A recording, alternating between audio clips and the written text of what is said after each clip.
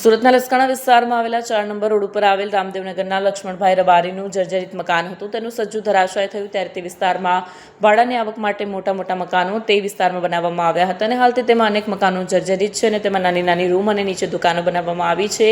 તેમાં મજૂર વર્ગ ભાડે રહે છે. ત્યારે તેમાં વહેલી સવારે તે મકાનના સજ્જાના કોર્નર ઉપર બનાવેલા બાથરૂમ અંદર ત્યાં રહેતો વ્યક્તિ ટોયલેટ ગયો અને એક વ્યક્તિ બહાર ઊભો હતો. ત્યારે અચાનક ટોયલેટની સાથે આખો કોર્નર નીચે ધરાશાય થયું અને અંદર બેઠેલા વ્યક્તિ નીચે પડતા સજ્જા નીચે દબાઈ જતા તેમનું મોત થયું. ત્યારે અન્ય એક વ્યક્તિને હાથ પગમાં ઈજાઓ પહોંચી. ફાયરની જાણ થતાં ફાયર અને સુરત મહાનગરપાલિકા ઘટના સ્થળ પર પહોંચ્યા. ઈજાગ્રસ્ત બંને વ્યક્તિને હોસ્પિટલ ખાતે ખસેડવામાં આવ્યા અને એસએમસી દ્વારા આજુબાજુના મકાનોના સજ્જા તોડવાનું કામ હાથ ધરવામાં આવ્યું. પણ શું જ્યારે કોઈ ઘટના ઘટે ત્યારે જ આ અધિકારીઓની આંખ ખુલે છે?